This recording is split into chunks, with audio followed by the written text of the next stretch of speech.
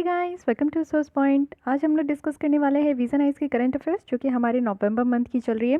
तो इकॉनमी के लेसन हमारी स्टार्ट हो चुकी थी, बट कल हम लोग सिर्फ एक ही लेसन को यहाँ पे डिस्कस किए थे जो कि था बैंक लाइसेंसिंग को चेंज किया जा रहा है लार्ज कॉर्पोरेट हाउसेस के लिए और साथ ही साथ एनबीएफसी के लिए। तो आई होप कि आप लोग ये लेसन देख चुके हो। अब चलिए सेकंड पार्ट पे चलते, जहाँ पे आज हम लोग जीएसटी टसल को देखेंगे। इन्फ्लेशन का क्या टारगेट था, क्या अचीव हुआ, क्या अचीव नहीं हुआ, इन सारी चीज़ों को देखने वाले। लिक्विडिटी ट्रैप के बारे में बात किया जा रहा है एंड द मोस्ट इंपॉर्टेंट, जिसके लिए आज तक भी हमारे जो फार्मर्स है, किसान भाई है, वो प्रोटेस्ट कर रहे हैं। तो एमएसपी और प्रोक्योरमेंट के बारे में डिटेल पता होना चाहिए आपको। एकदम कॉन्सेप्ट को आप क्लियर रखो, क्योंकि इस बार आप प्रीलिम्स 2020 में देखे थे कि बहुत सारे क्वेश्चंस जो है ये एमएसपी और प्रोक्योरमेंट से रिलेटेड थी।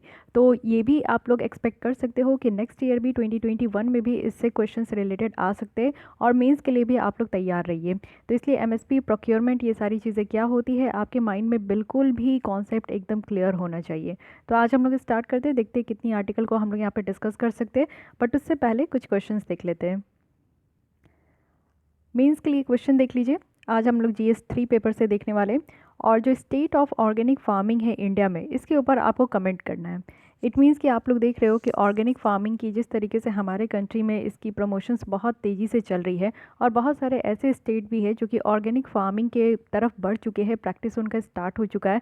तो हमारे यहाँ फर्स्ट जो ऑर्गेनिक स्टेट है वो सिक्किम है। लेकिन उसके अलावा भी आप देखो कि हिमाचल प्रदेश के द्वारा भी कहा जा रहा है कि वो 2023 या 2024 तक वो ऑर्गेनिक स्टेट बन जाएंगे। और बहुत सारे ऐसे साउथ इंडियन के भी राज्य है जो कि अपने यहाँ ऑर्गेनिक स्टेट बनाने की वो लोग प्रयास में है। तो ऑर्गेनिक फार्मिंग और ऑर्गेनिक प्रोडक्ट की जो प्रमोशन है वो बहुत तेज़ी से हो रहा है, और साथ ही साथ जो है हम लोग ऑर्गेनिक प्रोडक्ट के पीछे भाग भी रहे हैं। तो इसलिए इसके ऊपर आपको कमेंट करना है। बहुत ही अच्छा टॉपिक है, आप लोग थोड़ा सर्च कीजिएगा, कुछ फैक्ट्स ज़रूर इंक्लूड करने का कोशिश कीजिए, और इसी तरीके से 150 वर्ड्स में आप लोग लिखिएगा। 10 मार्क्स की ये आपकी क्वेश्चन है। आगे से अभी जैसे दिसंबर एंड होगा तो इसी तरीके से आपको क्वेश्चन मिलेगा, बट 2 जनवरी से आपको यहाँ पे जो वीज़न आईएएस की मेंस की जो टेस्ट सीरीज़ चल रही थी उसकी रिगार्डिंग मैं आपको क्वेश्चंस प्रोवाइड करूँगी। तो हमारा ये प्रोग्राम जो है 2 महीने कंप्लीट हो गया है, अब सिर्फ लास्ट महीने बचा है जो कि 31 जनवरी तक आपका चलेगा। तो मैं इसमें सोच रही थी कि इस तरीके से आपने प्रैक्टिस बहुत कर ली, एक एक क्वेश्चंस डेली लिखकर, अब थोड़ा सा आप लोग जो है स्पीड मोड में आ जाइए, और साथ ही साथ आपको वीज़न आईएएस की टेस्ट सीरीज़ में कंप्लीट करा दूँगी जो कि हमारी इस बार 2020 के लिए चल रही थी। तो जो क्वेश्चंस होते हैं वीज़न आईएएस के मेंस का, वो बहुत ही ज़्यादा स्टैंडर्ड होते हैं और बहुत ही अच्छे क्वेश्चंस होते हैं। उसकी मैं मॉडल आंसर भी आप लोग को प्रोवाइड करूंगी। अब तक आप लोग प्रैक्टिस कर रहे थे, बहुत अच्छे, बहुत शानदार तरीके से आप लोग लिखते आ रहे हो, मुझे आप लोग का आंसर पढ़ के बहुत अच्छा लगता है। इसी तरीके से प्रैक्टिस रखते रहिए, और आप लोग को कोई भी बीट नहीं कर सकता, ये आप लोग अपने ऊपर कॉन्फिडेंट रख के चलिए।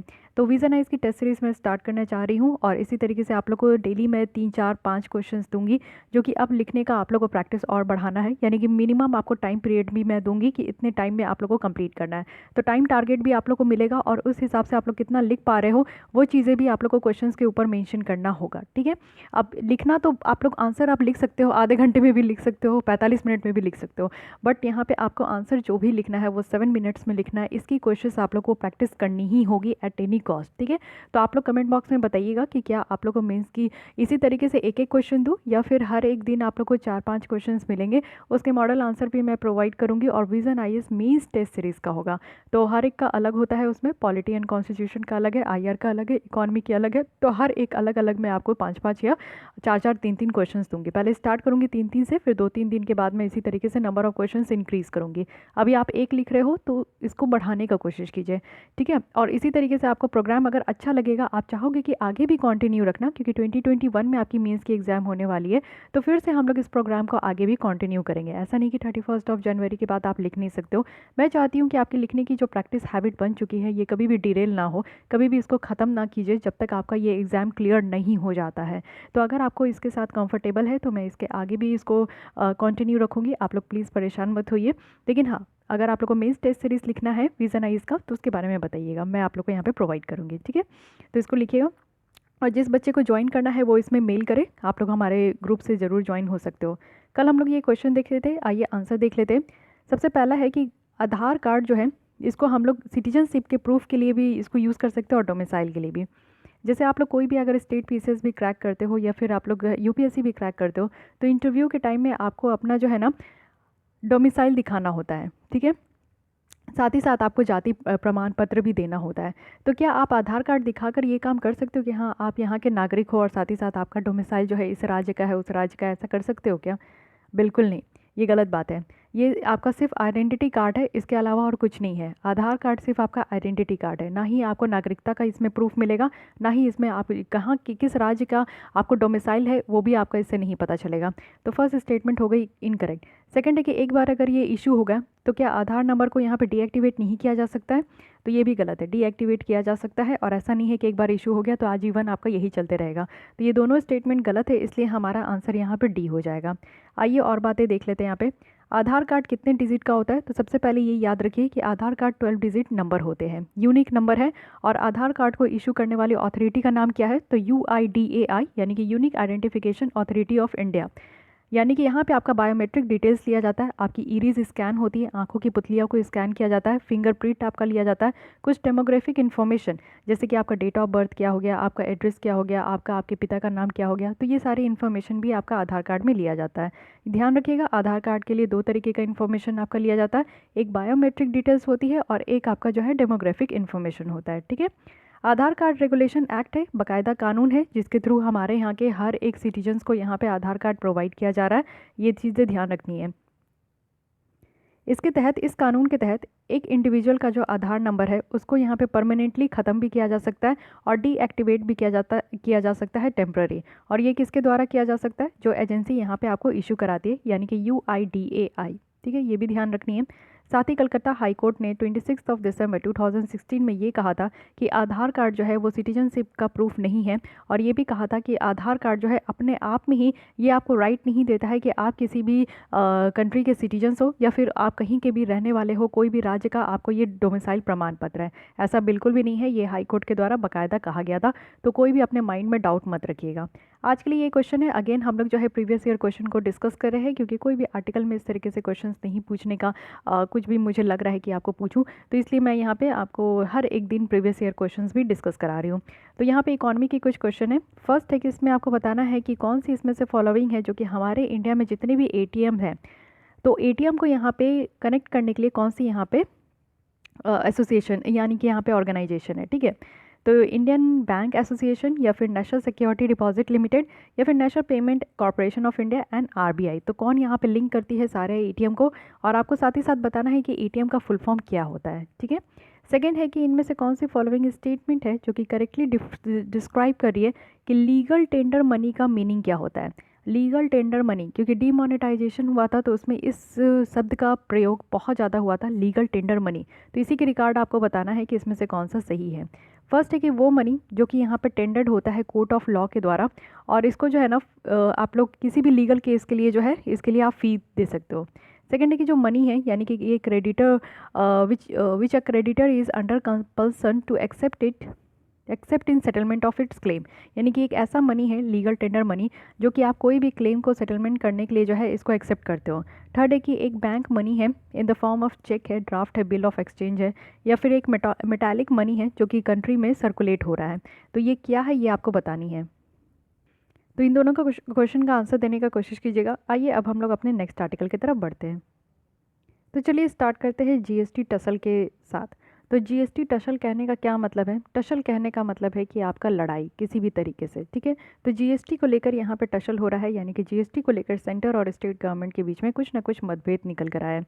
न्यूज़ में क्यों था? क्योंकि रिसेंटली एक टसल यहाँ पे निकल कर आया है सेंटर और स्टेट के बीच में, जहाँ पे एस्टिमेटेड शॉर्टफॉल देखने को मिला, 30,000 करोड़ का शॉर्टफॉल देखने को मिला GST कंपनसेशन सेस में। तो एक एक बातों को समझेंगे, आप लोग पेशेंस बनाए रखिए। सबसे पहले तो यही समझिए कि GST कंपनसेशन सेस क्या होता है और ये टसल इसके ऊपर क्या था। तो GST को जो इम्प्लीमेंट किया गया वो एक कानून के द्वारा किया गया था, यानी कि GST एक्ट था, अमेंडमेंट एक्ट 2016 में। और ये अमेंडमेंट कितना था? तो 101 अमेंडमेंट था ये भी ध्यान रखना है। ये एक लॉन्ग पेंडिंग, आप देखोगे कि इनडायरेक्ट टैक्स रिफॉर्म किया गया है। ये ध्यान रखना है कि दो तरीके के टैक्स होते हैं, एक होता है डायरेक्ट टैक्स, एक होता है इनडायरेक्ट टैक्स। डायरेक्ट टैक्स वो होता है जो कि हमारे आम जनता, जैसे मैं अगर सरकार को डायरेक्ट टैक्स दे रही हूँ, यानी कि अगर मैं अपना जो है इनकम टैक्स रिटर्न फाइल कर रही हूँ, इट मीन्स कि मेरे द्वारा जो कमाया गया इनकम है उसकी कुछ परसेंट जो है मैं सरकार को डायरेक्ट दे रही हूँ, ये आता है डायरेक्ट टैक्स के अंदर। और इनडायरेक्ट टैक्स होता है जैसे कि आप कोई रेस्टोरेंट में खाने के लिए जाते हो तो वहाँ पे आप जीएसटी पे करते हो। एक्चुअली जो है ना वो रेस्टोरेंट को पे करना होता है सरकार को, लेकिन रेस्टोरेंट जो है वो आपके आपके मत्थे धर देती है, यानी कि आपको देना है, आपके ऊपर वो ये रिस्पॉन्सिबिलिटी दे देती है और आप जो है ना वो सरकार को देते हो, यानी कि इनडायरेक्टली सरकार के पास गया है, डायरेक्टली जो है वो रेस्टोरेंट के द्वारा नहीं गया है। तो ये इनडायरेक्ट टैक्स होता है। तो यहाँ पे इनडायरेक्ट टैक्स आप देखोगे ना कि एक दूसरे के ऊपर जो है ये आपका पास ऑन होते जाता है, यानी कि कोई भी चीज़ जैसे कि ब्रेड बन के आया है इंडस्ट्री से, तो इंडस्ट्री वाले ये पास ऑन कर देते हैं शॉप में, और शॉप वाले जो टैक्स है वो पास ऑन कर देते हैं कस्टमर को। तो ये क्या होता है कि इनडायरेक्टली जो है ना सरकार को तो उसके ऊपर टैक्स जो है वो जा ही रहा है, लेकिन इनडायरेक्टली जा रहा है। डायरेक्ट जो है वो इंडस्ट्री पे लगाए थे, लेकिन इंडस्ट्री वाले क्या किए कि इसको पास ऑन कर दिए दुकान वाले को, दुकान वाले पास ऑन कर दिए हमें कस्टमर के ऊपर, तो हम यहाँ पे टैक्स भरते हैं। ठीक है, तो ये हो गया इनडायरेक्ट टैक्स, किसी भी तरीके से जो है ना बीच में इंटरमीडियरीज का बहुत ज़्यादा इन्वॉल्वमेंट होना। तो ये जो जीएसटी लाया गया इसको कहते हैं कि हमारे कंट्री में टैक्स रिफॉर्म लाया गया, यानी कि टैक्स को बहुत बेहतर तरीके से यहाँ पे ठीक करने की कोशिश की गई, और वो भी इनडायरेक्ट टैक्स के क्षेत्र में, डायरेक्ट टैक्स के क्षेत्र में नहीं है। तो ये क्लियर रखिएगा, इनडायरेक्ट टैक्स के क्षेत्र में। और ये एक सिंगल टैक्स है, यानी कि अब यहाँ पे क्या है ना कि हर किसी को यहाँ पे टैक्स पास ऑन करने की ज़रूरत नहीं है, और हर किसी को यहाँ पे टैक्स देने की भी ज़रूरत नहीं है, यानी कि इंडस्ट्री में नहीं देने की ज़रूरत है, ना ही यहाँ पे आपका शॉपकीपर को देने का यहाँ पे कोई लोड है, ना ही यहाँ पे कंज्यूमर का। तो यहाँ पे किसको देना है, तो कंज्यूमर बेस्ड को देना है, यानी कि डायरेक्ट जो अब यहाँ पे आपका लग रहा है जीएसटी वो सीधे हम लोग कंज्यूमर लोग देते हैं। तो ये डिफाइंड हो गया। पहले क्या होता था ना कि जानबूझ के जो है पास ऑन करते थे, एक नहीं होता कि इग्नोर मारो, ये टैक्स हम नहीं देंगे, उसको दे देते, वो नहीं देंगे, उसको दे देते। तो इस तरीके से जो है ना टैक्स पास ऑन होता था। तो सरकार क्या की कि इसको हटा दी, बीच वाले जो है किसी को नहीं देना है। अब जो इसको कंज्यूम करेगा, उस प्रोडक्ट को जो भी कंज्यूम करेगा उसी को डायरेक्ट जो है जीएसटी भरना है। तो हम लोग जब कुछ भी खरीदते हैं तो उसके ऊपर हम लोग जीएसटी देते हैं। ठीक है, तो यही चीज़ हो गया कि एक सिंगल टैक्स है, अब सिंगल तरीके से खाली एक इंसान से लेना है, और यहाँ पे जो बहुत तरीके का बीच बीच में इनडायरेक्ट टैक्स ऐड होते जाता था, तो वो सारी चीज़ जो है इनडायरेक्ट टैक्स ऐड नहीं होगा, अब सीधे यहाँ पे कंज्यूमर एक ही टैक्स देंगे। ठीक है, सेंटर जो है ना अपनी पावर, यानी कि जो टैक्स लगाने का जो पावर है, जैसे एक्साइज ड्यूटी है वो यहाँ पे ख़त्म हो गया सेंटर के पास से। स्टेट के पास से भी जो यहाँ पे एंट्री टैक्स लगाया जाता था, वैट वगैरह लगाया जाता था, तो ये सारे टैक्स ख़त्म हो गए, क्योंकि ये सारे इनडायरेक्ट टैक्स के कैटेगरी में आते थे। तो सेंटर और स्टेट के पास से कुछ जो टैक्स उनके द्वारा पर्टिकुलरली लगाया जाता था, वो सारे टैक्स का अधिकार उनका ख़त्म हो गया। तो ये जो है ना स्टेट के ऊपर सबसे पहला डर यही हुआ, क्योंकि स्टेट के पास जो रेवेन्यू आता था वो टैक्स से आता था, और सबसे ज़्यादा रेवेन्यू जो आता था वो वैट वगैरह, एंट्री टैक्स, ये सारी जगह से उनको पैसा आता था। तो सरकार जो है यहाँ पे, राज्य सरकार, वो बहुत ज़्यादा यहाँ पे चिंतित हो गए कि उनको यहाँ पे फिर पैसे कैसे मिलेंगे, उनका यहाँ पे रेवेन्यू कैसे जनरेट होगा। तो उनका रेवेन्यू ख़त्म, कहीं ना कहीं लॉस हो रहा था। तो उसी मैकेनिज्म को यहाँ पे ओवरकम करने के लिए सेंटर के द्वारा ये कहा गया था कि आप लोग चिंता मत कीजिए, सारे राज्य को ये कहा गया था कि आप लोग चिंता मत कीजिए, अगर आपके पास इस तरीके से रेवेन्यू नहीं बनता है तो उसको हम लोग कंपनसेशन करेंगे, यानी कि सेंटर के द्वारा मदद किया जाएगा यहाँ पे स्टेट को। तो इसको कहा जा रहा था कि कंपनसेशन किया जाएगा। ठीक है, तो इसी कॉम्पनसेशन को देने के लिए यहाँ पे कानून लाया गया, जिसको कि GST compensation to state act 2017 कहते हैं। इस कानून के अंदर जो है जितनी भी एनुअल रेवेन्यू ग्रोथ हो रही है स्टेट का, तो उसका कुछ परसेंटेज जो है वो यहाँ पे प्रोजेक्ट किया गया है कि 14% तक रखा गया है। अगर एनुअल ग्रोथ रेट अगर यहाँ पे 14% से कम है तो वो स्टेट जो है ना वो यहाँ पे एलिजिबल है कि अपने कॉम्पनसेशन ले सकते हैं। यानी कहने का मतलब है कि पहले जितना टैक्स स्टेट को मिलता था तो उस हिसाब से एक लिमिट बना दिया गया कि हाँ लगभग सारे स्टेट को जो है ना इतना तो मिलता ही था, टैक्सों से 14% मिलता था। अगर अभी भी 14% नहीं मिल रहा है, यानी कि उतना तो नहीं मिल रहा है, इससे ज़्यादा ही मिलता होगा, लेकिन अभी जितने टैक्स को ख़त्म किया गया है तो उसके बेसिस पे यहाँ पे एक लिमिट लगाया गया कि चलो ठीक है, अगर 14% नहीं मिलता है तो उससे कम अगर उनकी रेवेन्यू होती है किसी भी स्टेट का, तो वो सेंटर से जो है अपनी कॉम्पनसेशन मांग सकते हैं। ये जो कॉम्पनसेशन स्टेट को दिया जाएगा ये कैलकुलेट किया जाएगा सही तरीके से, और इसको हर एक 2 महीने में रिलीज़ किया जाएगा। तो ये एक एक पॉइंट बहुत इंपॉर्टेंट होता है, ध्यान रखिएगा। साथ ही साथ यहाँ पे जो रेवेन्यू जनरेट होगा इस कानून के अंदर, वो यहाँ पे आपका जीएसटी का जो कॉम्पनसेशन सेस है उसके थ्रू यहाँ पे आपका रेवेन्यू जनरेट होगा। यानी कि सेस क्या होता है, दो चीज़ें आपको देखने को मिलेगा, एक सरचार्ज होता है, एक सेस होता है टैक्स के अलावा। सरचार्ज क्या होता है, सरचार्ज होता है टैक्स ऑन टैक्स, यानी कि अगर आपने बेसिकली टैक्स दिया है, जैसे कि अगर आप जीएसटी दे रहे हो तो उसके ऊपर अगर सरचार्ज लग गया तो यानी कि आपको जो है 1% 2% जितना का भी सरचार्ज लगता है तो वो आपको एक्स्ट्रा टैक्स देना ही होगा। ठीक है। सेस क्या होता है? सेस होता है कि किसी भी एक मुद्दे के लिए जो है ना वो आपका कुछ परसेंट ऑफ जो है वो टैक्सेस लगाया जाता है। जैसे कि जैसे एजुकेशन टैक्स आप देखते हो, क्लीननेस टैक्स देखते हो, एनवायरनमेंट टैक्स देखते हो, तो इस तरीके से टैक्स लगाया जाता है उस पर्टिकुलर फील्ड के लिए। अगर एजुकेशन टैक्स लगाया जा रहा है इट मीन्स कि उससे जो पैसे आएंगे ना वो एजुकेशन पे ही, शिक्षा पे ही आपका खर्च किया जाएगा। तो ये कॉम्पनसेशन टैक्स सेस है, यानी कि ये जो सेस है ना ये एक तरीके का टैक्स है जो कि कॉम्पनसेशंस के लिए लगाया जाता है। अब ये जो सेस लगाया जा रहा है ये कहाँ लगाया जा रहा है, ठीक है, इसको समझिएगा, क्योंकि अब तो जीएसटी है तो लगाया जा रहा है ये सिन और लग्जरी गुड्स में, वो भी 5 सालों के लिए लगाया जाएगा। जैसे कि आप अगर कोई लग्जरी कार खरीद रहे हो या फिर अपने घर में रेफ्रिजरेटर महंगी वाली खरीद रहे हो या फिर एयर कंडीशनर खरीद रहे हो, तो ये सारे जो है ना ये सिन एंड लग्जरी आइटम्स में आते, तो इसमें आपका एक यहाँ पे एक्स्ट्रा सेस लगेगा। क्योंकि आपको पता है कि लग्जरी आइटम्स जो है आज भी जो टैक्स स्लैब है टोटल 0%, 5%, 12%, 18%, 28%, तो 28% में ही ये रखा गया है। और एक बात ध्यान रखिएगा कि जितने भी कंट्री में आज तक जीएसटी को इम्प्लीमेंट किया गया है, इंडिया एकमात्र ऐसा कंट्री है जिसमें कि सबसे ज़्यादा रेट रखा गया है। 28% तक का जीएसटी जो है ना कहीं भी आपको नहीं देखने को मिलेगा, ये इंडिया में रखा है। हालांकि ये कहा गया है कि आगे आने वाले दिनों में इसको बंद कर दिया जाएगा, कम कर दिया जाएगा, सिर्फ एक ही टैक्स रहेगा। आज के डेट में इतना ज़्यादा टैक्स स्लैब है वो बस इसलिए है क्योंकि स्टेट को कॉम्पनसेशन देना पड़ रहा है और स्टार्टिंग में हर किसी को एक लेवल प्लेइंग फील्ड हो, समझने में एकदम इक्वालिटी हो, किसी भी तरीके का प्रॉब्लम ना हो, इसलिए इतने तरीके का टैक्स स्लैब लाया गया है। फाइन। अब ये 28% का जो आप लोग खरीदते हो, कोई भी गाड़ी खरीदते हो तो आज के डेट में आपको पहले से महंगी देखने को मिलती है। महंगे क्या होते हैं, लमसम वही हो जाते हैं क्योंकि आपको ऑन रोड टैक्स ये सब देना ही होता है, तो इसलिए यहाँ पे जो ये सेस भी है वो यहाँ पे आपका इसी तरीके से लगाया जाता है। इंटायर जो सेस कलेक्ट किया जाता है वो 1 साल में कलेक्ट किया जाता है और यहाँ पे जो नॉन लैप्सेबल फंड है, जो जीएसटी का कंपनसेशन सेस फंड है, उसी में इसको क्रेडिट कर दिया जाता है। ये जो कलेक्टेड जितना भी यहाँ पे कॉम्पनसेशन सेस को कलेक्ट किया जाता है ना, ये सीएफआई में चला जाता है, ठीक है, कंसोलिडेटेड फंड ऑफ इंडिया में, और फिर इसको ट्रांसफ़र किया जाता है पब्लिक अकाउंट ऑफ इंडिया में, जहाँ पे जीएसटी कॉम्पनसेशन सेस फंड को जो है बनाया गया है। तो ये आपसे पूछा जा सकता है कि जीएसटी कॉम्पनसेशन सेस फंड कहाँ बनाया गया, तो ये पब्लिक अकाउंट ऑफ इंडिया में बनाया गया है, क्योंकि यहीं से जो है यहाँ पे स्टेट गवर्नमेंट को पैसे दिए जाते हैं। ठीक है, आता है पहले इस सेस का जितना भी पैसा होता है वो यहाँ पे कंसोलिडेटेड फंड ऑफ इंडिया में आपका आ जाता है, क्योंकि 3 तरीके के अकाउंट होते हैं। आपने पॉलिटी में बाकायदा पढ़ा होगा, नहीं पढ़े हो तो हमारी भी पॉलिटी के लेसन है उसमें आप देख सकते हो। एक होता है consolidated fund of India, contingency fund of India and public account of India.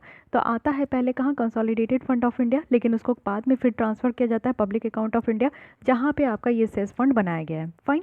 अब ये जो इश्यूज़ निकल कर आ रहा है कि कब यहाँ पे पेमेंट किया जाएगा, क्योंकि ड्यू देखने को मिल रहा है अगस्त से सितंबर 2019 का, तो अभी तक जो है अगस्त से सितंबर 2019 का जो है वो अभी तक डिले हो गया है, इसका पेमेंट नहीं हुआ है। तो इशू यहीं पे अराइज होता है कि सेंट्रल गवर्नमेंट जो है वो स्टेट गवर्नमेंट को इस तरीके से यहाँ पे कॉम्पनसेशन सेस जो है ना वो यहाँ पे पूरा नहीं दे रहे हैं।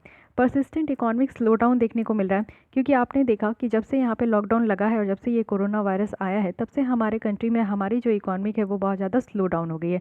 हमारी नहीं, ऑल ओवर द इंडिया में ही हो गई है, जिसके कारण जीएसटी कलेक्शन भी बहुत ज़्यादा कम हो गया है। साथ ही पैंडेमिक का इफेक्ट देखने को मिल रहा है, पैंडेमिक के इफेक्ट के कारण हमारे इंडियन इकोनॉमिक शॉक में है।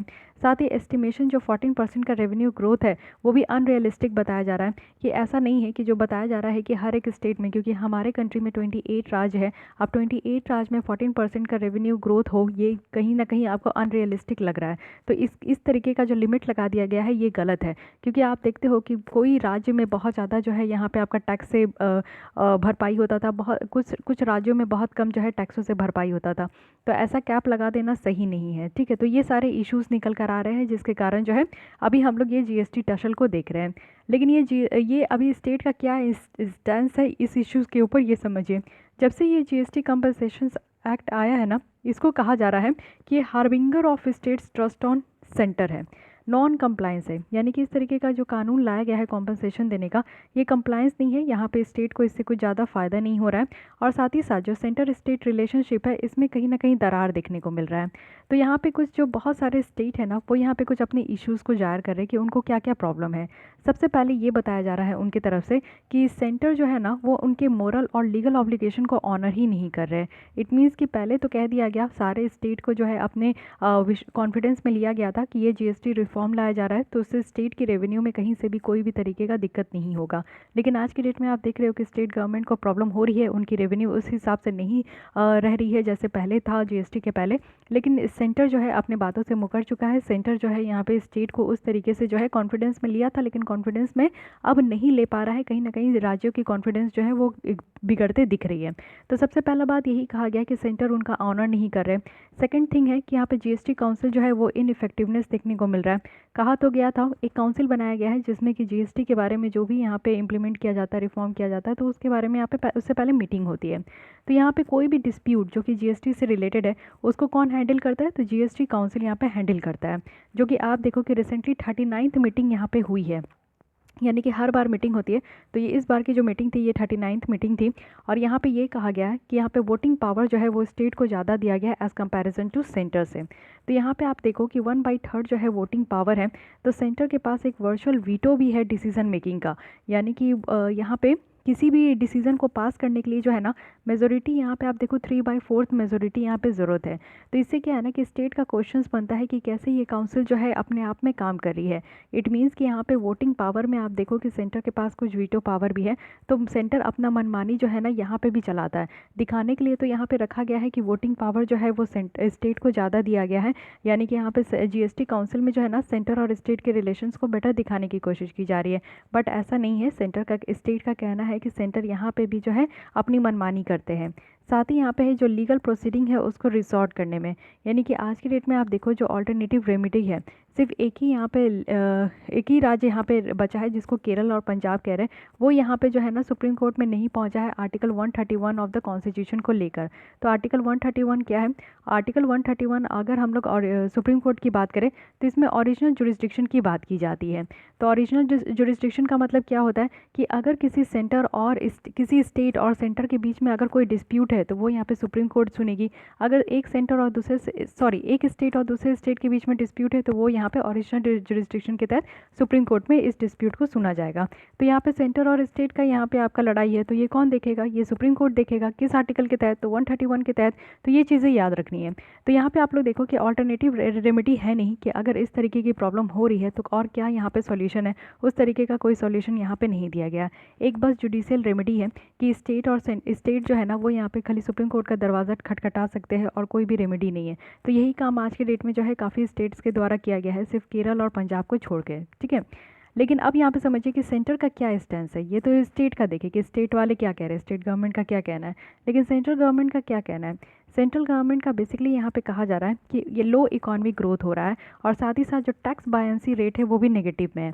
यानी कि इकोनॉमिक ग्रोथ आपको लो देखने को मिल रहा है। हमारी जीडीपी जो है वो माइनस में जा चुकी है, -23 था, अब यहाँ पे उठ के थोड़ा -8 में आया, लेकिन अभी भी रिवाइव नहीं हुआ है। तो सेंट्रल गवर्नमेंट का तो सबसे पहले यही कहना है कि हमारी इकोनॉमिक ग्रोथ जो है कम हो गई है। अब यहाँ पे टैक्स बायंसी रेट है वो भी नेगेटिव में चल रही है। कहने का क्या मतलब होता है, यानी कि यहाँ पे जितना टैक्स रेवेन्यू के परसेंटेज में जितना चेंज आता है और चेंज इन जीडीपी, यानी कि आप लोग देखो कि यहाँ पे change in tax revenue divided by change in GDP, इस दोनों का परसेंटेज कहते हैं क्या, टैक्स बायंसी रेट। यानी कि अगर यहाँ पे रेवेन्यू में अगर चेंजेस आता है तो उसको अगर हम लोग जीडीपी में जो चेंजेस आ रहा है उससे अगर हम लोग इसको डिवाइड करें तो इससे हमारा यहाँ पे टैक्स बायंसी रेट निकल कर आ रहा है।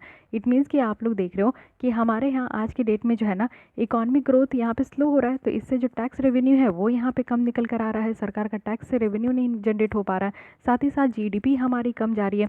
यानी कि हर एक तरीके से जो है घाटा में चल रहा है। सेंट्रल गवर्नमेंट के पास खुद ही पैसा नहीं है तो भैया वो स्टेट गवर्नमेंट को क्या कॉम्पनसेशन देंगे, है कि नहीं। कॉम्पनसेशन देने का बात आप लोग समझ रहे हो ना कि पहले प्रॉमिस हो जाता है, मान लीजिए आप किसी को पैसा देते हैं 1500, आप अपने फ्रेंड को जो है ना 1500 रुपीज़ दिए, ठीक है, और उसने आपसे वादा किया कि आपको जो है ना 2 महीने में ये 1500 रिटर्न कर देंगे। लेकिन 2 महीने में वो 1000 रुपया आपको रिटर्न किया, 500 रिटर्न नहीं कर पाया। तो 500 के बजाय जो है आपको मान लीजिए कि एम लक्ष्मीकांत की बुक आपको दे दिए, ठीक है, वो 600 के अराउंड आता है। तो 500 में जो है वो पैसे नहीं रिटर्न कर पाए, लेकिन उसको कॉम्पनसेशन करने के लिए वो आपको एक बुक दे देता है, वो भी आपका एम लक्ष्मीकांत का। तो इस तरीके से समझ रहे हैं कि आपको घाटा नहीं हुआ, लेकिन हाँ आपको अपना जो है पैसे का कीमत मिल गया। तो वही चीज़ें इस सेंट्रल गवर्नमेंट को स्टेट गवर्नमेंट के साथ करना है, क्योंकि टैक्स से जो जीएसटी से उनका इतना ज़्यादा रेवेन्यू जनरेट नहीं हो रहा है। तो सेंटर तो एक बात ये कह के अपना मुकर गई। दूसरा बात तो आप लोग को भी पता है कि यहाँ पे निर्मला सीतारमण जी के द्वारा कहा गया कि ये जो कोरोना वायरस है ये एक्ट ऑफ गॉड है।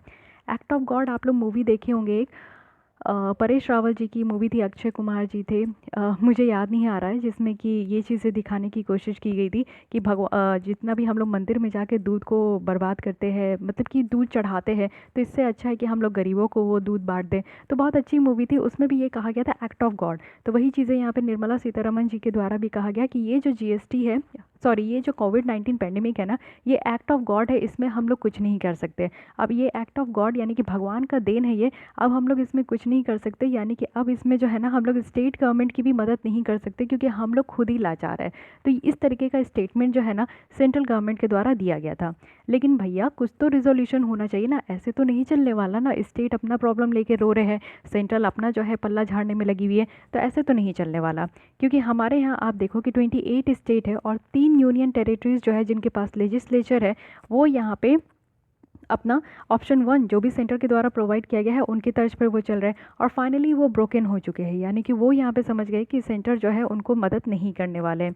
तो इस ऑप्शन के तहत जो है सेंटर यहाँ पे एक स्पेशल बोरोविंग विंडो लेकर आया है, जो कि 1.1 लाख करोड़ का है, जिसमें से 30,000 करोड़ जो है वो ऑलरेडी यहाँ पे बोरो किया गया है सेंटर के द्वारा, वो भी स्टेट से।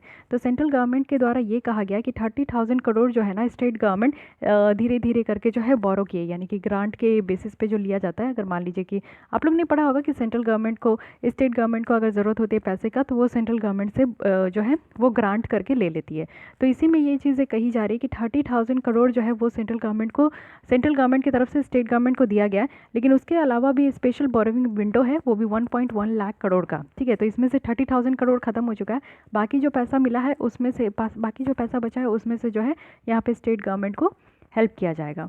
तो ये चीज़ें यहाँ पे कही जा रही है। तो ये सारी बातें हैं, लेकिन अब यहाँ पे समझिए कि क्या यहाँ पे कंसर्न है जो कि अभी भी रह गया है। इससे पहले ये बताया जा रहा है कि ये जो स्टेट का डेट है ना, यानी कि स्टेट के ऊपर जो है जितना भी कर्जा है जो सेंट्रल गवर्नमेंट को देना है, तो ये फाइनली क्या होता है ना कि ये जो बैलेंस शीट होता है सेंटर का, उसमें ये नहीं दिखता है कि हाँ सेंटर, देखो सेंट्रल गवर्नमेंट क्यों इससे बच रही है। सेंट्रल गवर्नमेंट का इससे फ़ायदा ही है, कहीं से कहीं नुकसान नहीं है। अगर नुकसान होता सेंट्रल गवर्नमेंट का ना, तो वो इससे नहीं बच पाती। फ़ायदा यही है कि जो सेंट्रल गवर्नमेंट का ये फिजिकल बैलेंस शीट होता है, दिखाने का मतलब होता है फिजिकल बैलेंस शीट में कि कितना रेवेन्यू आया और कितना यहाँ पे एक्सपेंडिचर किया गया। तो इस सीट में जो है ना कहीं से भी ये काउंट नहीं होता है कि स्टेट का कितना ड्यू रह गया, यानी कि सेंट्रल गवर्नमेंट को कितना ड्यू है कि वो स्टेट गवर्नमेंट को जो है पैसे देंगे। तो यानी कि यहाँ पे जो है क्लीन चिट होता है। अब सेंट्रल गवर्नमेंट का अपना बैलेंस शीट जो है वो अगर क्लीन चिट है, तो इसमें सेंट्रल गवर्नमेंट का ही ना विन विन सिचुएशन है, स्टेट गवर्नमेंट का क्या इसमें जा रहा है। तो इसीलिए यहाँ पे सेंट्रल गवर्नमेंट जो है ना इस चीज़ से पल्ला झाड़ रही है कि चलो ठीक है, एक बार वादा कर दिए, लेकिन अभी इस कंडीशन में नहीं है देने का, तो अभी नहीं देंगे, इसका कोई सॉल्यूशन भी नहीं देंगे आपको। आप लोगों को जो करना है कीजिए, ये काम रह गया है सेंट्रल गवर्नमेंट का, ठीक है। लेकिन आप समझिए कि कुछ और भी ऐसे कंसर्न है जो कि अभी रह गए हैं। सबसे पहला यही है कि जो आपका फिजिकल फेडरलिज्म का जो डायनेमिक्स है वो आज के डेट में चेंज देखने को मिल रहा है। फेडरलिज्म कहने का मतलब वही होता है कि एक ऐसा कंट्री जहाँ पे स्टेट गवर्नमेंट और सेंट्रल गवर्नमेंट जो है साथ मिलकर काम करते हैं। तो जो यहाँ पे 30,000 करोड़ का जो यहाँ पे शॉर्टफॉल एस्टिमेट किया गया है, वो पे एक समय के साथ आया है जब यहाँ पे आप लोग देखो कि फिजिकल फेडरलिज्म जो है ना एक बहुत ज़्यादा बर्निंग इशू निकल कर आ रहा है। क्यों? क्योंकि सेंटर का जो लेटेस्ट डिसीजन है कि वो यहाँ पे एमपी लैट्स को यहाँ पे आपका जो है सस्पेंड किया जा रहा था। एमपी लैट्स के बारे में हम लोग ने देखा था कि जो यहाँ पे एमपीज़ है ना उनकी 30% तक का सैलरी जो है 2 साल के लिए डिडक्ट किया जा रहा था। इसके साथ साथ ये भी था कि जो स्पीकर है लोकसभा के, जो प्रेसिडेंट है, जो प्राइम मिनिस्टर है, उनकी भी 30% ऑफ सैलरी को डिडक्ट किया जाएगा।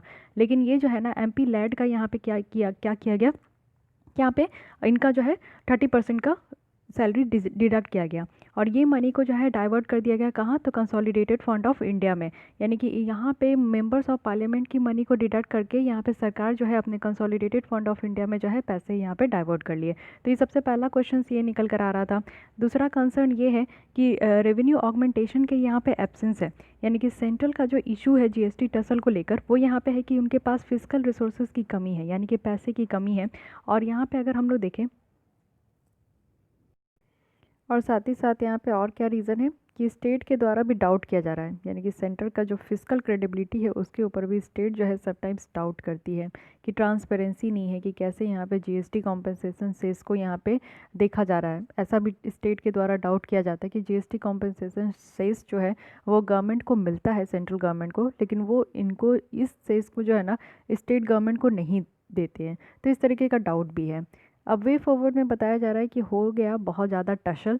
अब ज़रूरी है कि सबसे पहली चीज़, अगर डेमोक्रेसी को मेंटेन रखना है, कंट्री को सही डायरेक्शन में लेकर चलना है, तो सबसे बड़ी बात होती है कि सेंटर स्टेट की रिलेशनशिप जो है बेटर होनी चाहिए। क्योंकि अगर सेंटर स्टेट की रिलेशनशिप अगर बेटर नहीं होगी तो फिर कुछ भी हो सकता है। जैसे आज के भी डेट में आप लोग देख रहे हो कि फार्मर्स किस तरीके से प्रोटेस्ट कर रहे हैं, कंटिन्यूस 1 मंथ से ज़्यादा हो गया वो लोग प्रोटेस्ट कर ही रहे हैं। क्यों? क्योंकि कहीं ना कहीं जो है सेंटर अपनी मनमानी चला है। स्टेट की जो लिस्ट की जो एग्रीकल्चर किस में आती है, स्टेट लिस्ट में आती है, लेकिन फिर भी सेंटर उसके ऊपर जो है कानून बनाया। हालांकि कानून बनाने का हक है स्टेट सेंटर को, लेकिन फिर भी एक बार किसान से पूछना तो चाहिए था ना, किसान के लीडर से बात तो करनी चाहिए थी। नहीं, बहुत सारी ड्रॉबैक भी है। सरकार के द्वारा कहा जाता है कि वो एमएसपी देते हैं, बट ये कहाँ रिटर्न है कि वो एमएसपी देते हैं। ठीक है, तो बहुत सारी बातें, तो सेंटर स्टेट को यहाँ पे स्मूथ तरीके से चलाने के लिए फिर से यहाँ पे सही काम करना चाहिए। साथ ही साथ आप देखो कि यहाँ पे जो इंटर स्टेट काउंसिल है, एफर्ट्स ये भी होना चाहिए कि यहाँ पे पॉलिटिकल कैपिटल को इंक्रीज़ करे। और कैसे? तो यहाँ पे चीफ मिनिस्टर का कॉन्फ्रेंस कर करके। तो साथ ही साथ यहाँ पे बताया जा रहा है कि जो जीएसटी का एम्बिट है उसको और ज़्यादा बढ़ाना चाहिए, इसकी रेवेन्यू को और ज़्यादा बढ़ाना चाहिए। जो करंट कवरेज किया गया है जीएसटी में, जिसमें कि आप देखो कि बहुत सारी चीज़ें तो जीएसटी के बाहर ही है। इलेक्ट्रिसिटी को बाहर रखा गया है, पेट्रोल, डीजल, रियल इस्टेट और साथ ही साथ एग्रीकल्चर। यहाँ पे जो ये कवरेज है इसमें ये सारी चीज़ों को बाहर रखा गया है। तो पेट्रोल, डीजल, जिससे आपको पता है कि सबसे ज़्यादा जो रेवेन्यू है स्टेट गवर्नमेंट का वो इसी से आती है, तो ये सारी चीज़ों को बाहर रखा गया है। लेकिन और भी ज़रूरत है कि यहाँ पे अभी इसको और भी लार्ज बेस पे जो है इसको और बढ़ाने का स्ट्रक्चर रिफॉर्म लाने की ज़रूरत है। एक बार कानून बना के इस तरीके का जीएसटी रिफॉर्म ला देने से नहीं होता है। कोई भी चीज़ नई न्यू आप लोग भी रूटीन बना लेते हो, लेकिन उसको फॉलो करने में कितना दिक्कत होता है कि नहीं? कभी कभी आप लोग की रूटीन पूरी तरीके से एक दिन का शेड्यूल जो है वो पूरा फॉलो भी नहीं होता है। तो ऐसा नहीं करना है, फॉलो करना है, रिगरसली फॉलो करना है। वही चीज़ है यहाँ पे कि जीएसटी की जो है रिफॉर्म सेंट्रल गवर्नमेंट के द्वारा लाया तो गया है, लेकिन उसको बेटर तरीके से इम्प्लीमेंट नहीं किया जा रहा है। साथ ही ट्रांसपेरेंसी रखना बहुत ज़्यादा ज़रूरी है। अगर जीएसटी कॉम्पनसेशन सेस बनाया गया है तो उसमें कितने पैसे आ रहे हैं, कहाँ जा रहा है, कहाँ नहीं जा रहा है, इस चीज़ को ट्रांसपेरेंट रखने की ज़रूरत है हर एक स्टेट गवर्नमेंट के साथ। तो ये सारा अगर काम होगा, अगर आप लोग स्टेट गवर्नमेंट को कॉन्फिडेंस में लोगे, तभी यहाँ पे बेटर तरीके से सेंटर स्टेट रिलेशनशिप यहाँ पे आगे चलेगा और जीएसटी भी सही तरीके से इम्प्लीमेंट हो पाएगी। तो ये पूरी थी जीएसटी टसल। मतलब आप लोग समझ गए कि कितनी प्रॉब्लम आ रही है स्टेट गवर्नमेंट को, और जीएसटी की भी बेसिक चीज़ें आपकी जो है रिवाइज़ हो गई। और ठीक है, कॉम्पनसेशन सेस समझ गए क्योंकि बहुत इंपॉर्टेंट है, तो इसको ध्यान रखिएगा। साथ ही साथ स्टेट का क्या कंसर्न है, सेंटर का क्या कंसर्न है, और कुछ कंसर्न बाकी रह गए थे तो उसको भी देख लिए। वे फॉरवर्ड भी यहाँ पे बहुत अच्छे तरीके से बताया गया है। आइए नेक्स्ट आर्टिकल पे चलते हैं, जो कि है इन्फ्लेशन टारगेट। इन्फ्लेशन कहने का क्या मतलब होता है, लेमन लैंग्वेज में समझने का कोशिश कीजिए। इन्फ्लेशन मतलब होता है महंगाई। आप लोग देखते हो प्याज के दाम जो है बढ़ जाते हैं, 180 रुपये किलो, 200 रुपये किलो। ये क्या हो गया? इन्फ्लेशन हो गया। ठीक है, महंगाई हो गई मार्केट में। तो मार्च 2021 में ये कहा जा रहा है कि जो इन्फ्लेशन टारगेट है रिजिम इंडिया का, वो यहाँ पे 5 साल में कंप्लीट किया जाएगा। यानी कि इससे क्या होगा कि जो हमारी परफॉर्मेंस रिव्यू है करंट फ्रेमवर्क का, उसको यहाँ पे ठीक करने की ज़रूरत है, देखने की ज़रूरत है। तो इससे पहले आप लोग समझिए कि इन्फ्लेशन टारगेटिंग होता क्या है। एक सेंट्रल बैंक है जो कि हमारे यहाँ कौन है, आरबीआई।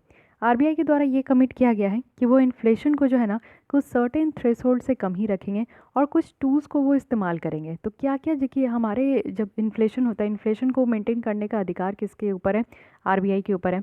आरबीआई इन्फ्लेशन को कैसे यहाँ पे मेंटेन करती है? तो कुछ रूल्स है, कुछ टूल्स है, जैसे कि यहाँ पे इंटरेस्ट रेट होता है, कुछ और भी लिक्विडिटी एडजस्टमेंट मेजर्स है।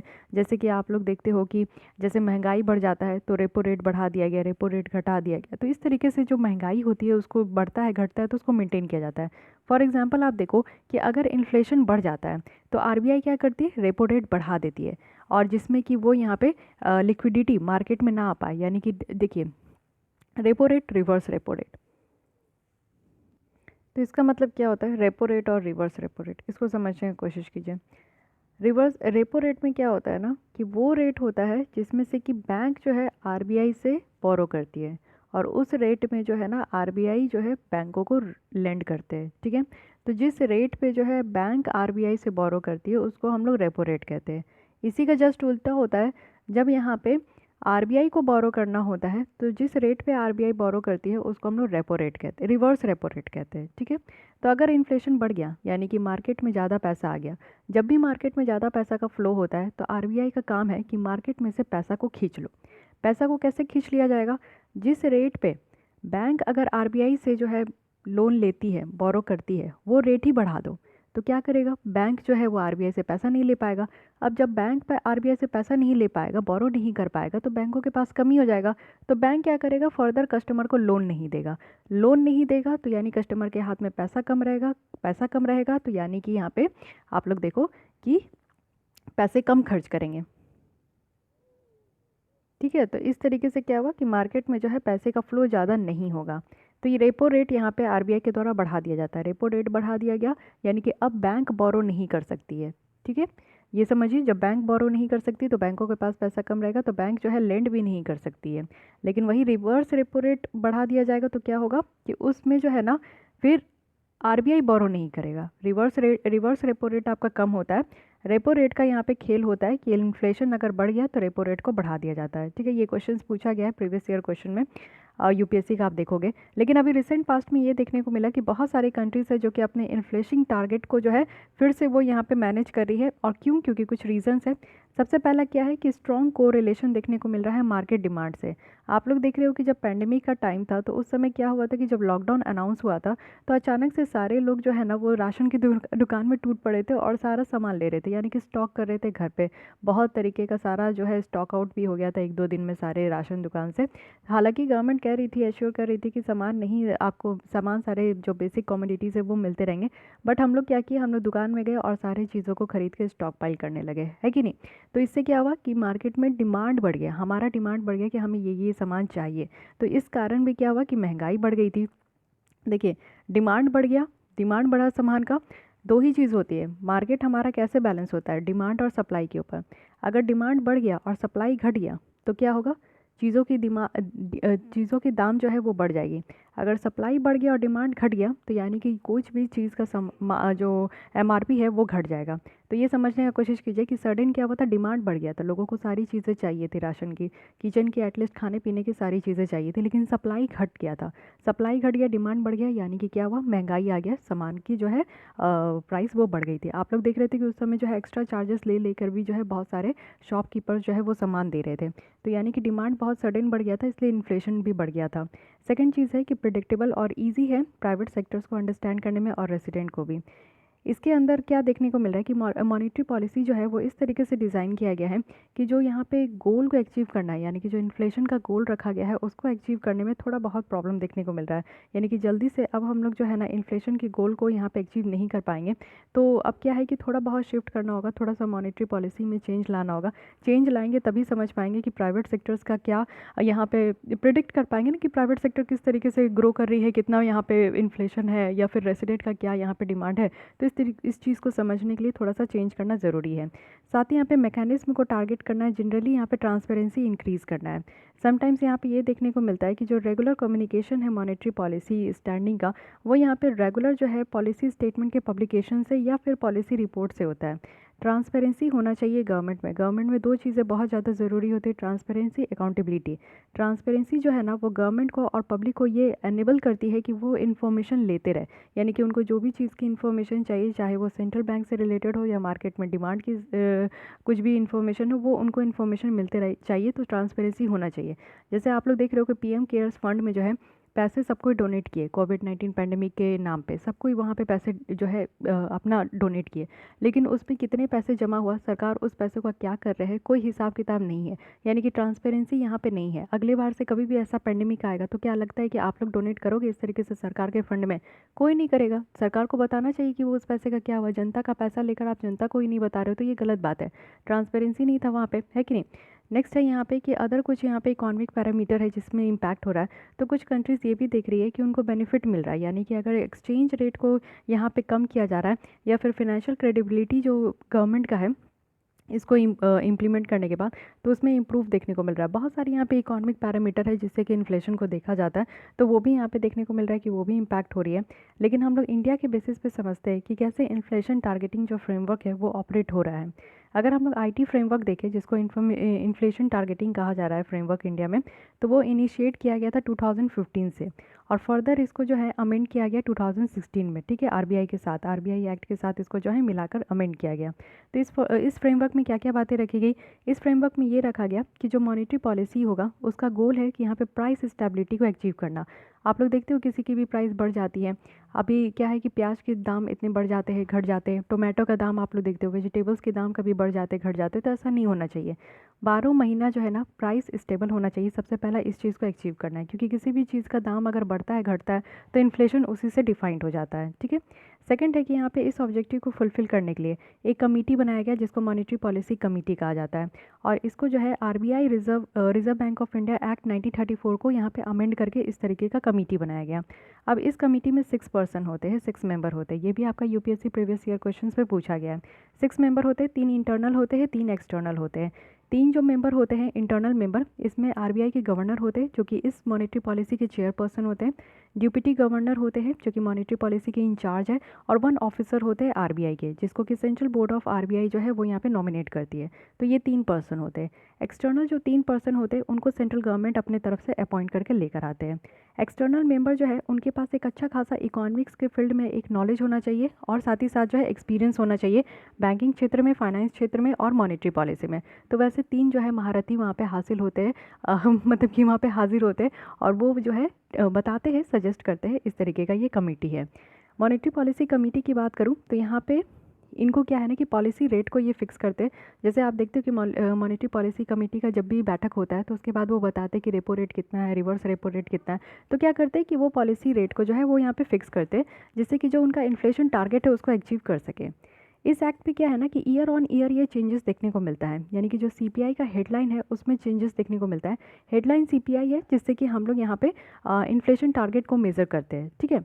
और ये जो टारगेट है इसको फिक्स रखा गया है। अपर लेवल कितना है 4% और लोअर लेवल कितना है तो 2%, ठीक है। तो ये याद रखना, अपर लेवल 4% है हमारे यहाँ इन्फ्लेशन टारगेट, ज़्यादा से ज़्यादा 4% तक होना चाहिए और कम से कम 2% तक होना चाहिए, ठीक है।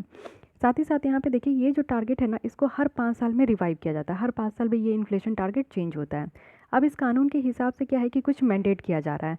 तो मैंडेट क्या किया जा रहा है कि जो पॉलिसी रेट है यानी कि इन्फ्लेशन टारगेट से जो डिफरेंट है उसको यहाँ पे मेजोरिटी वोटिंग से, जितने भी 6 मेंबर है ना, तो इसमें से मेजोरिटी वोटिंग से यहाँ पे जो है आपका डिटरमाइन किया जाएगा। साथ ही यहाँ पे MPC को, मॉनेटरी पॉलिसी कमेटी को ज़रूरत है कि वो 1 साल में एटलीस्ट 4 बार तो अपना मीटिंग करे, जिससे कि वो बेटर तरीके से इन्फ्लेशन टारगेट को अचीव कर सकें।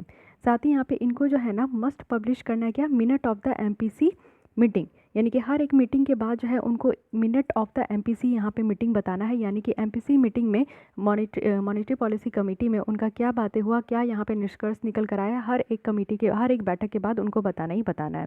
साथ ही RBI को यहाँ पे एक रिपोर्ट भी पब्लिश करना है जो कि 1 साल में 2 बार होना चाहिए, और उसमें ये सारी बातें लिखनी होनी चाहिए, यानी कि इन्फ्लेशन से related each and every information वहाँ पे उस रिपोर्ट में डिफाइंड होना चाहिए।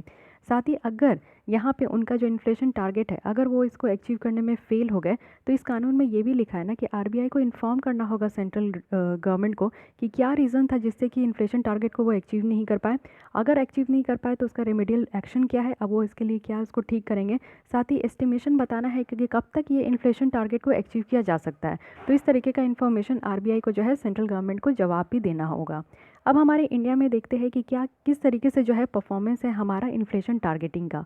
सबसे पहले अगर इन्फ्लेशन के ऊपर कंट्रोल की बात करें तो इन्फ्लेशन जो है वो हाई और मोर देन 10% जो है हमारा यहाँ पे रिड्यूस हुआ है अगर 2014 के कंपैरिजन में देखें, यानी ऑन एन एवरेज अगर हम लोग देखें तो हमारा जो इन्फ्लेशन है वो 4% से कम है 2016 से लेकर 2020 के बीच में, यानी कि इन्फ्लेशन अंडर कंट्रोल है।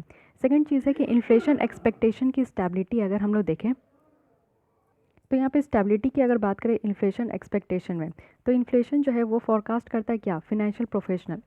इन्फ्लेशन से हमें पता चलता है कि हमारे कंट्री में जो है महंगाई को कैसे कंट्रोल किया जा रहा है, सरकार किस तरीके से काम कर रही है, डिमांड कितना है, सप्लाई कितना है, ये सारा इन्फ्लेशन से हमें पता चलता है। साथ ही कुछ और वेरिएबल्स है जिनकी बिहेवियर भी हम लोग यहाँ पर समझ पाते हैं, जैसे कि अगर इन्फ्लेशन बढ़ा हुआ है तो यानी कि आप ऑटोमेटिकली समझ जाओगे कि बैंकों में रेपो रेट बढ़ा होगा, यानी कि लोन लेने का सही टाइम नहीं है। अगर इन्फ्लेशन नॉर्मल है तो आप लोग लोन अच्छे से ले सकते हो। इक्विटी मार्केट कैसा होगा, शेयर मार्केट कैसा होगा, एक्सचेंज रेट कैसा होगा, ये सारी चीज़ भी डिफाइंड हो जाती है किससे, इन्फ्लेशन से।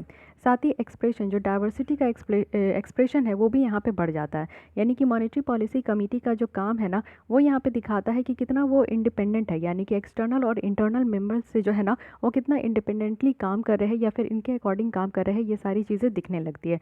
तो परफॉर्मेंस देखने को मिल रहा है इन्फ्लेशन टारगेटिंग का। तो इस तरीके से इनका परफॉर्मेंस है, यानी कि इन्फ्लेशन अंडर कंट्रोल है। स्टेबिलिटी ये देखते हैं इन्फ्लेशन एक्सपेक्टेशन का, साथ ही और भी वेरिएबल्स है। इन्फ्लेशन जिस तरीके का होता है और भी अनुमान हमारे इकॉनमी में लगाया जाता है, और यहाँ पे कितना ज़्यादा वेरिएशन है, ये डाइवर्सिटी है, ये देखने को मिलता है। लेकिन फिर भी हमें ये समझना होगा कि क्या क्या ऐसी चैलेंजेस है जो कि अभी भी एग्जिस्ट कर रही है। सबसे पहली बात है कि हमारा ऑब्जेक्टिव बहुत ही छोटा है, बहुत ही नैरो है। तो ऑब्जेक्टिव अगर नैरो है तो हम लोग बड़ी चीज़ों को जो है ना एक्सपेक्ट भी नहीं कर पाएंगे, अचीव भी नहीं कर पाएंगे। तो इसलिए हमारे यहाँ पे जो इन्फ्लेशन का टारगेट है वो बहुत ही छोटा है, नैरो है। तो इतना नहीं रखना है, इससे कहीं ना कहीं आगे पीछे करना होगा। साथ ही जो इफेक्टिव इन्फ्लेशन टारगेट की अगर हम लोग बात करें, यानी कि यहाँ पे डिमांड किया जाता है कि जो सक्सेसफुल इम्प्लीमेंटेशन हो, लॉन्ग टर्म के लिए एक अच्छा खासा इम्प्लीमेंटेशन होना चाहिए जो इन्फ्लेशन का टारगेट है, और ये इंडिपेंडेंट हो किसका, सेंट्रल बैंक का। सेंट्रल बैंक अपने आप ये काम करे, इसमें कोई भी गवर्नमेंट इन्फ्लुएंस नहीं होना चाहिए। साथ ही साथ यहाँ पे बताया जाता है कि एक्यूरेसी की इशू निकल कर आती है, और लिमिटेड अवेबिलिटी ऑफ डेटा। कहने का मतलब है कि हमारे कंट्री में कैसा इन्फ्लेशन चल रहा है उसको उसके रिलेटेड जो है एक एक्यूरेट डेटा भी नहीं पब्लिश किया जाता है, लमसम बता दिया जाता है। आप लोग देखते हो कि गवर्नमेंट और आरबीआई यही सारी झोल करती है। हालांकि आरबीआई में झोल नहीं होता, लेकिन गवर्नमेंट में आप देखते हो कि कितने ज़्यादा झोल होते हैं। अब तक वो नहीं बात करते हैं कि अनएम्प्लॉयमेंट हमारे कंट्री में कितना है, इस डेटा को हमेशा हाइड किया जाता है। वो तो थैंक गॉड कि एसर जैसा रिपोर्ट है, जो एनजीओ है जो कि इतना अच्छा काम करते हैं, जो हमारे कंट्री में जो सच्चाई है, एजुकेशन की, शिक्षा की जो सच्चाई है ग्रामीण क्षेत्र में, वो बाहर निकाल के लाते हैं। बल्कि आपको कहीं से भी नहीं पता चलेगा। सरकार जो है अपना सिर्फ आप देखते हो अपने आप को प्रेज़ करने में लगे रहते हैं, अपना वाहवाही करते हैं कि मैंने ये कर दिया, वो कर दिया, ये कर दिया, लेकिन क्या नहीं किए उसके ऊपर वो कभी बात नहीं करती है। तो यानी कि हमारे यहाँ डेटा की कमी है, डेटा की अवेलेबल नहीं होती है, सबसे बड़ी ड्रॉबैक यही है। नेक्स्ट है कि यहाँ पे जो डिमांड ड्रिवन इन्फ्लेशन सिस्टम है उसको डिज़ाइन करने का ज़रूरत है, यानी कि जो हमारे यहाँ जिस तरीके से डिमांड है उस तरीके से इन्फ्लेशन सिस्टम रहे तो वो ज़्यादा बेटर रहेगा, तो उसको यहाँ पे डिज़ाइन करने की ज़रूरत है। तो अब चलिए यहाँ पे देखते हैं कि कोविड-19 और इन्फ्लेशन टारगेट का क्या यहाँ पे रिलेशन है, और कैसे ये एक दूसरे को जो है यहाँ पे लिंक कर रहे हैं। तो इस तरीके का जो पेंडेमिक निकल कर आया, जिसको कि हम लोग महामारी कह रहे हैं, हम लोग नहीं, डब्ल्यूएचओ के द्वारा कहा गया। तो डब्ल्यूएचओ के द्वारा यहाँ पे कोविड-19 को पेंडेमिक कहा गया, और इसका इफेक्ट हमारे इकॉनमी में देखने को मिला, जिसके कारण इकॉनमी में बहुत ही अजीबोगरीब हमारी सिचुएशन निकल कर आई। यानी कि एक नेगेटिव शॉक देखने को मिला, साथ ही हमारी डिमांड शॉक भी नेगेटिव है, क्योंकि सारे लोग घर पे बैठे, सडन डिमांड इंक्रीज़ हो गया था। जैसे लॉकडाउन लगा तो कुछ दिन तक जो है डिमांड इंक्रीज़ हुआ, लेकिन उसके बाद जो है सारी चीज़ों की डिमांड बहुत ज़्यादा घट गई थी, क्योंकि लोग घर पे थे, ना बाहर जाना, सारी चीज़ें बंद थी, ट्रांसपोर्टेशन बंद था, पेट्रोल डीजल ये सारी चीज़ों की डिमांड बहुत ज़्यादा घट गई थी। तो इसके कारण हमारी अर्थव्यवस्था जो है बहुत ज़्यादा डाउन हो गई थी। इससे क्या हुआ कि हमारा जो इन्फ्लेशन टारगेट रिजिम है ना, वो बिगड़ गया।